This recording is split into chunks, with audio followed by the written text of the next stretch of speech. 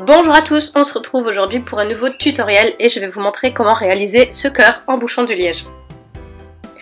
Donc il faut environ 109 bouchons en liège, de préférence, un pistolet à colle et un vieux carton que vous allez récupérer.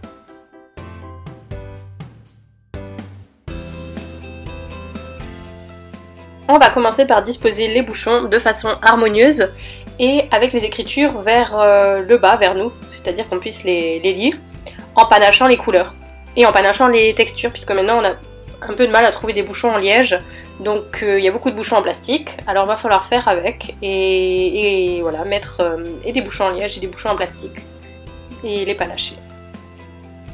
Lorsque la forme vous convient, vous pouvez commencer à coller les bouchons avec le pistolet à colle.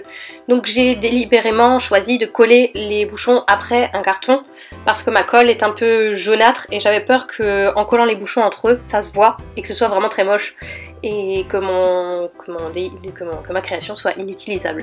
Donc je l'ai collé après un carton en collant tout simplement l'arrière des bouchons et en les disposant à chaque fois un à un, bien serrés.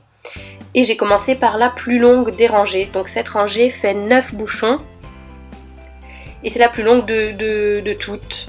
Je me suis arrangée pour que les autres, même avec le même nombre de bouchons, soient un peu plus petites pour que ça donne effectivement cette forme de cœur. À vous de trouver les bons bouchons qui vont au bon endroit, il faut pendant un petit moment mettre en place sa planche.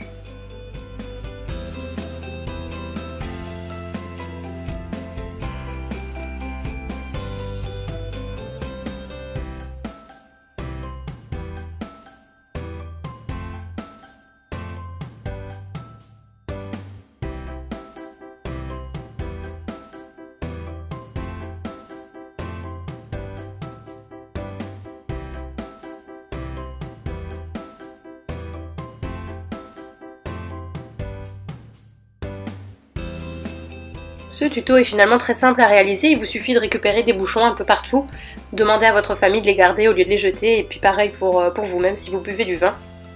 J'ai trouvé cette idée vraiment très originale, je l'avais trouvée sur Pinterest, et j'avais vraiment envie de la reproduire pour la décoration de mon mariage qui aura lieu cet été.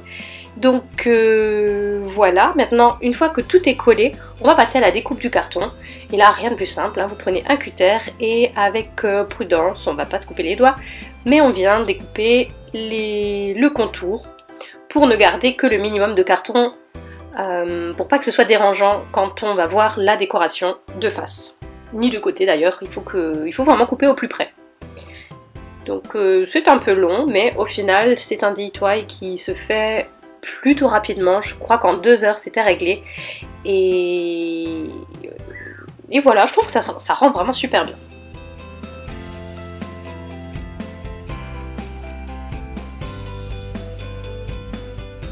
Et voilà le résultat final. Donc comme je vous l'ai dit, je vais vous proposer d'autres DIY encore puisque le mariage c'est pour cet été et j'ai prévu d'autres choses à vous montrer. Et en attendant, j'espère que cette vidéo vous a plu. N'hésitez pas à mettre un like, ça m'encourage toujours à faire de nouvelles vidéos et à vous abonner si vous le souhaitez. Et d'ici la prochaine vidéo, je vous fais de gros bisous, à bientôt!